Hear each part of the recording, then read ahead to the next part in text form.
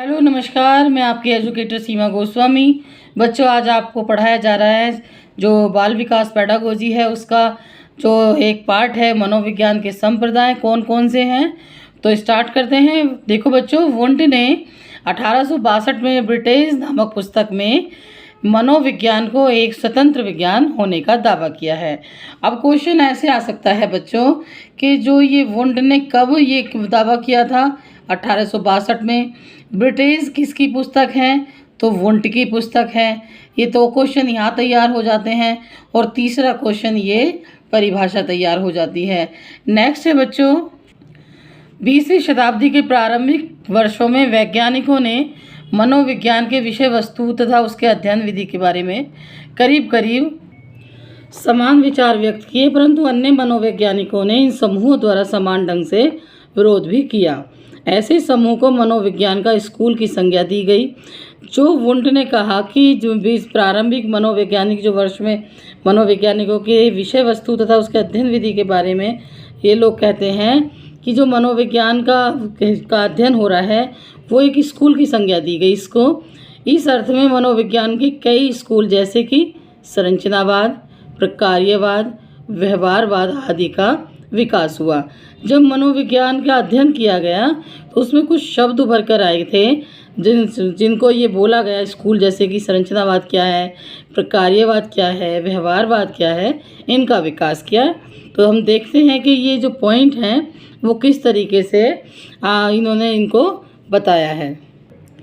तो ये जितने भी संरचनावाद, प्रकार्यवाद, व्यवहारवाद हैं, इन सभी स्कूलों द्वारा मनोविज्ञान को अपने अपने ढंग से सबने परिभाषित किया। इसके विषय वस्तु के अध्ययन की अलग अलग विधि बतलाई गई।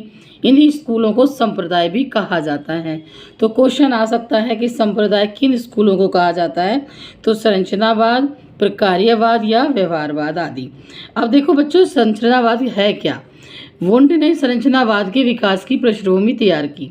तो क्वेश्चन ये भी आ सकता है कि किसने संरचनावाद की पृष्ठभूमि तैयार की थी? तो वो की थी वुंट ने, संरचनावाद की पृष्ठभूमि। मनोविज्ञान की विषय वस्तु जैसे चेतन, अनुभूति को माना जाता है। जो क्वेश्चन ये आएगा कि मनोविज्ञान की विषय वस्तु क्या है? तो चेतना और अनुभूति, यानी चेतन और अनुभूति को माना जाता है। अतः निरीक्षण के आधार पर चेतन अनुभूति पर प्रयोगात्मक अध्ययन किया गया। तो ये चेतना के आधार पर और अनुभूति, हमें कैसी अनुभूति होती है, हम कितने चेतनावान हैं, इन दोनों के आधार पर ये प्रयोगात्मक अध्ययन किया गया था। इसके अलावा बच्चों, वुंट ने तो जो इसको संरचनावाद के विकास की पृष्ठभूमि तैयार की, लेकिन संरचनावाद को औपचारिक रूप से टिचनर ने दिया। अब क्वेश्चन ये भी आएगा, मतलब अब रिपीट होते हैं, प्रीवियस क्वेश्चन पेपर उठा के देखिए कि संरचनावाद को औपचारिक रूप किसने दिया? तो वो टिचनर ने दिया था। लेकिन वुंट ने संरचनावाद के विकास की पृष्ठभूमि तैयार की थी। चेतना में संवेदना, प्रत्यक्ष ज्ञान, कल्पना आदि शामिल है।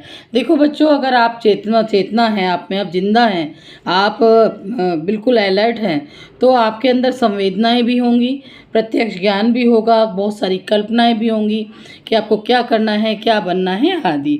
तो इस तरीके से संरचनावाद का जो वो है शामिल है इसमें पॉइंट, जो इसको जिस पर रिसर्च होती है, संवेदना, प्रत्यक्ष ज्ञान और कल्पना शामिल है। इसके अलावा बच्चों, संरचनावाद में अंतर्दर्शनात्मक विश्लेषण के द्वारा मन और चेतना का स्वरूप जानने का प्रयास किया गया है।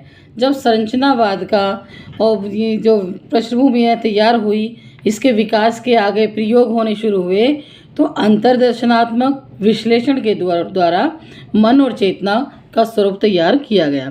अब पूछा जा सकता है, मन और चेतना का स्वरूप किसके द्वारा तैयार किया गया? तो संरचनावाद में अंतर्दर्शनात्मक विश्लेषण द्वारा तैयार किया गया। जब इसका स्वरूप तैयार हो रहा था, इसमें जब प्रयोग हो रहे थे, तो इस संप्रदाय का सबसे बड़ा योगदान मनोवैज्ञानिक अध्ययन में वैज्ञानिक पद्धति पर बल देना है।